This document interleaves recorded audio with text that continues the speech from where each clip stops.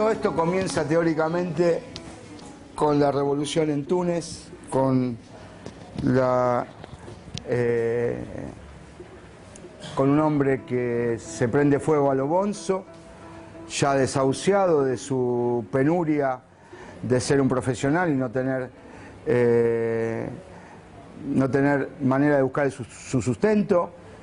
Comienza la revolución y cae el primer dictador del mundo árabe, que es Ben Ali. No podemos desconocer de que muchos gobernantes del mundo árabe tienen maneras dictatoriales, pero también hay que comprender la cultura del pueblo árabe. El producto de la revolución en Túnez tiene ahora como gobernante a un miembro de una organización de derechos humanos de Occidente. Y a veces las organizaciones de derechos humanos, por más fachada de buena intención, algunas trabajan seriamente, otras están al servicio del imperio. Los pueblos realmente son sinceros en su intención de cambiar las cosas para obtener mayores libertades individuales, para obtener más participación en las decisiones del país. Pero el imperio, por algo es imperio, les ha arrebatado la revolución. Llegamos a Libia, gobernada por un Gaddafi que algunos pueden ver de manera simpática, atraídos por su aureola otrora de luchador antiimperialista, pero sin embargo Gaddafi era un aliado del imperio. Terminó pactando con los Estados Unidos por el atentado de Lockerbie y hasta llegó a nombrar a Tony Blair como consejero del gobierno, teniendo incluso dentro de Libia empresas británicas en la rama del petróleo, que obviamente es lo que sustenta a Libia, es lo que hizo de Libia un país africano lleno de desiertos, con no muchas oportunidades de crecimiento en la cuestión industrial o producción de alimentos, lo que hizo de Libia un país realmente rico, aunque las riquezas tampoco se trasladaban al pueblo. En Arabia Saudita hay movimientos bastante importantes, donde por ahora obviamente no se sabe mucho, pero quiero llegar al punto clave de la hipocresía de Occidente y de los medios de prensa de Occidente. Y es Bahrein. Bahrein es un emirato, una isla que se encuentra en el Golfo Pérsico, a unos pocos kilómetros de la costa de Irán y a unos pocos kilómetros de la costa del Golfo, de la península arábiga. Bahrein está conformada en un 80% de su población de musulmanes chiitas y un 20% pertenece a musulmanes sunitas, que son de la misma característica de la monarquía gobernante. Pero lo paradójico es que tanto musulmanes sunitas como chiitas están unidos en la misma lucha en obtener, obviamente, su libertad y que caiga la monarquía. Ahora, nosotros no sabemos de todas las masacres que se están cometiendo en Bahrein, porque no nos informan. No sabemos de la invasión del ejército saudí para aplastar la revolución. No sabemos que esta revolución no es armada, sino que es pacífica, que no lleva armas, que son manifestantes que solamente pelean con su voz, con sus gargantas. Y después llegamos a Siria. Y en Siria vemos que gritan desaforadamente los medios de que el gobierno reprime las manifestaciones populares. Lo que se está llevando a cabo en Medio Oriente hoy o en el Oriente Próximo hoy no es otra cosa que una lucha por la libertad, la que está emprendiendo el pueblo sirio de seguir manteniendo su autodeterminación Palestina ha entrado en una zona, a mi parecer, en mi opinión, un poco gris, de esa movida enorme que se hizo el año pasado con el tema de establecer el Estado palestino libre e independiente, y como así lo han reconocido varios países de Latinoamérica, y hoy vemos que ha entrado en una zona gris, donde no se sabe bien qué es lo que está pasando, y con un Estado de Israel desesperado para que el pueblo egipcio, el digno pueblo egipcio, el que quiere realmente la revolución, no triunfe, para que el Líbano se debilite aún más, para que Siria caiga y quede todo a merced de lo que estas mentes llevan planeando hace muchísimos años. Bueno, le decía que un poco lo hemos visto en el video de cómo comienza este plan de desestabilización en toda la región. En realidad, cuando nosotros hablamos del Medio Oriente, no es un concepto claro ni preciso para definir la región. Que comienza este plan de desestabilización ya cuando comienza el tema de la división o el nuevo proyecto para el Medio Oriente de lo que, según los Estados Unidos, querían democratizar la región. Al estilo de lo que han hecho en Irak, ¿no? Hoy vemos que la democracia en Irak tiene un saldo de 1,5 millones de muertos, 5 millones de niños huérfanos, hay 2 millones de iraquíes, por lo menos exiliados en Siria, y muchos más en otros lugares del mundo, ¿no? Esa es la democracia que, y bueno, obviamente guerra civil. Esta es la democracia que ubicó en Irak, como también la misma que dejó en Afganistán, también guerra civil. Lo mismo en el Sudán, guerra civil, o sea, dividió el país en 2 estados, pero hoy están luchando entre el sur y el norte. Lo mismo pasa en Egipto. Egipto, hoy vemos que la tan ansiada revolución egipcia, hoy lo que vemos en las calles es una guerra entre el ejército y el pueblo. Siria es un caso totalmente distinto. Primero vemos que todas estas revueltas comienzan en las repúblicas. Más allá de que estén gobernadas por dictadores, son sistemas republicanos. Túnez, Libia, Egipto. No así parecería en las monarquías ancladas en estos jeques y que parecerían inamovibles. Y en Siria, que es dentro de todo es una república laica, es la única, el único estado laico en la región, donde viven armónicamente desde hace décadas, y no solamente décadas, sino siglos, 18 agrupaciones religiosas y etnias. En Siria comienza todo esto en forma paralela, simultánea, con lo que venía sucediendo en Egipto y en el resto del África del Norte, y en el Bahrein y el Yemen. Por eso decían, forma simultánea.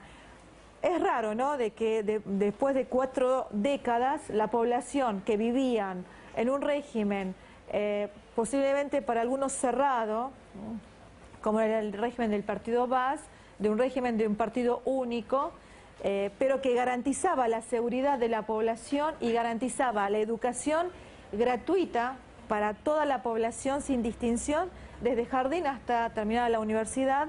El sistema de salud totalmente gratuito durante estas 4 décadas, también de un gobierno de partido único, para el mundo entero dictaduras. Bueno, era una sociedad segura en todo sentido. Por eso decía, comienza una movilización genuina en la población siria, pidiendo reformas.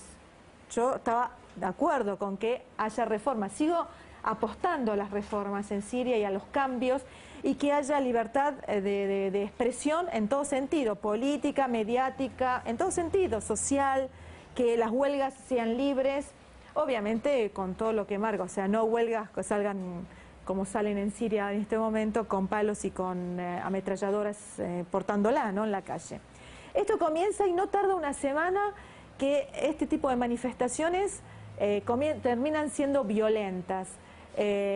Francotiradores apostados, la zona de esta Daraa que señalábamos en el video, en el límite entre Jordania y el Estado de Israel, el Golán, digamos, ¿no?, lo que es hoy el Estado de Israel ocupando el Golán, comienzan a la semana con francotiradores que disparan a las manifestaciones pacíficas.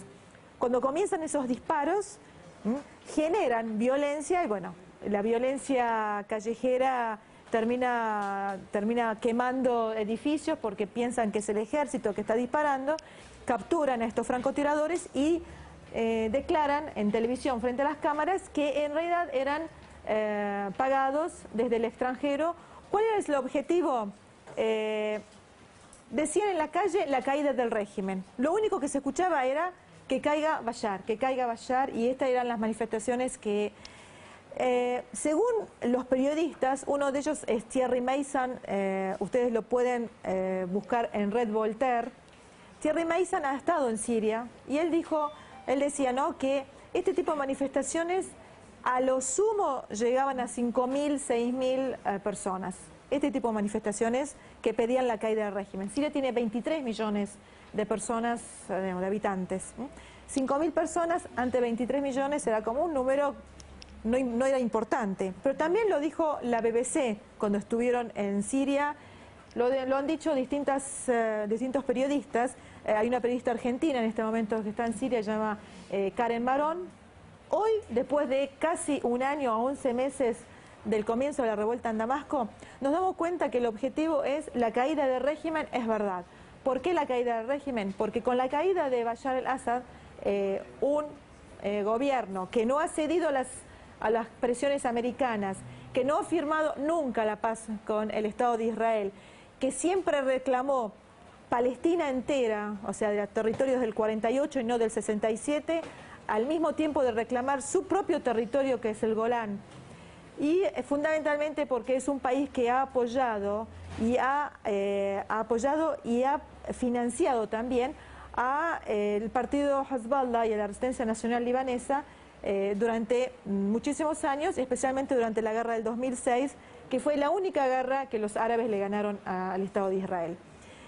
Con la caída de Bashar al-Assad, obviamente se debilita el frente de resistencia del Líbano, y con la caída y con el debilitamiento de Siria y el frente de resistencia libanesa o de Hezbollah, obviamente Irán, que es el objetivo último, quedaría muy solo en la región. Todo esto no hubiera sido posible sin los medios, realmente. Y acá hay que diferenciar los dos medios, los medios tradicionales, los canales de televisión, cadenas noticiosas, y los nuevos medios, que es el Facebook, el YouTube, el Twitter. Todos estos han hecho que todos juntos operen para que haya una operación que se llame Siria. Salvemos a Siria. Salvemos a Siria del pueblo de Siria, porque en realidad ya vemos que todo circula alrededor de derrocar al gobierno. La Liga Árabe se reúne, sancionan a Siria con expulsarla de la Liga de los Estados Árabes y proponen un protocolo en donde van a mandar observadores a Siria para que verifiquen sobre el terreno qué es lo que está pasando en Siria, si realmente el ejército está reprimiendo o hay grupos armados y escuadrones de la muerte. Los 160 miembros de la comisión esta de observadores fueron a Siria. Los 160 firmaron, hicieron cada uno su informe divididos en las 15 provincias, donde estos 160 confirman la presencia de grupos armados. Esto el 23 de enero tiene que ser leído en la Liga de Estados Árabes. Cuando leen ese informe lo encajonan y dicen esto no, al contrario, no existió, no existió. Lo tratan de minimizar este informe que ellos mismos lo mandaron y van al seno del Consejo de Seguridad queriendo que haya sanciones contra Siria. Obviamente las sanciones económicas comenzaron desde hace meses y ahora quieren profundizar aún más las sanciones, que en realidad lo que hacen es bloquearle todo tipo de ingreso al pueblo, no al gobierno. Entonces, esto es lo que estuvo sucediendo y esto es otro de los personajes que es la Liga de Estados Árabes, en concordancia con los europeos, los Estados Unidos, y ayer hubo una sesión en la Asamblea General de las Naciones Unidas donde también vuelven a decir que de acuerdo a fuentes, la comisionada de derechos humanos dice, de acuerdo a fuentes, ¿cuáles son las fuentes? El Observatorio de Derechos Humanos con sede en Londres, Observatorio Sirio de Derechos Humanos con sede en Londres, que nadie sabe quiénes son los que están atrás de él. Es un grupo anónimo. Lo que ustedes vieron, que la guerra a Irak, cuando dice Colin Powell, de acuerdo a nuestras fuentes, decimos la verdad, que había armas de destrucción masiva, relaciones con Al-Qaeda y que había comprado armamento nuclear a Níger. Todo esto terminó siendo mentira, o sea, mataron 1,5 millones de personas, tiraron una de las civilizaciones más antiguas del mundo, destruyeron todo un país, solamente porque se equivocaron, porque sus fuentes en realidad se habían equivocado. ¿Quién dice que en este momento no se están equivocando las fuentes que le dicen a la comisionada de derechos humanos que en Siria hay represión de parte del ejército? Hay una imagen y el texto es otra cosa, o que niegan una realidad que es esta. En Siria todos los días hay manifestaciones, es verdad, pero a favor del gobierno y en contra de la injerencia extranjera. Todos los días hay manifestaciones. La gente tiene miedo de estos escuadrones de la muerte que están ubicados en las rutas, en las calles, menos en Damasco, casi en muchas localidades. Y desde hace 10 días más o menos el ejército salió a pedido del pueblo, porque acá lo que dice la gente, el pueblo quiere a Bashar al-Assad, el cantito, y que Dios guarde a nuestro ejército. O sea, que Dios proteja a nuestro ejército. Estos son los cantitos que ustedes recién escuchaban. Con estos el gobierno sale a tomar, digamos, las riendas de vuelta de un Estado fuerte. ¿Cuál es la solución a todo esto? Obviamente la crisis no sabemos cuándo termina, pero no tiene el mismo, seguramente no creo que tenga el mismo final de Egipto. En Egipto el final también es un abismo muy grande. En Siria ayer se entregó el borrador de una nueva constitución y el 26 de febrero va a haber un referéndum en todo el país si aceptan esa nueva constitución. Yo creo que sí, que va a ser aceptada. Yo pondría algunos puntos distintos, ¿no? Pero lo más importante de esta nueva constitución son la libertad de manifestaciones, que siempre la hubo, pero antes había que pedir permiso. Ahora hay libertad para manifestarse pacíficamente, sin armas, ¿no? Porque el único que tiene la potestad de llevar el armas son el Ejército Nacional, como en todos los países del mundo. Y la otra es la libertad de expresión, o sea que hay ya libertad de publicar, de escribir lo que quiera, a pesar de que hay canales privados, hay diarios privados, revistas privadas, pero había ciertas restricciones. Y el último es muchos partidos se puedan presentar y no el único frente que antes existía, que era el Frente Progresista Sirio. Esto es un cambio muy fuerte para todas las sociedades árabes y para la Siria en particular. Bueno, ustedes vieron acá cómo se puede manipular la información. Ustedes son testigos de cómo se manipula la información. Esto es lo que está pasando en Siria.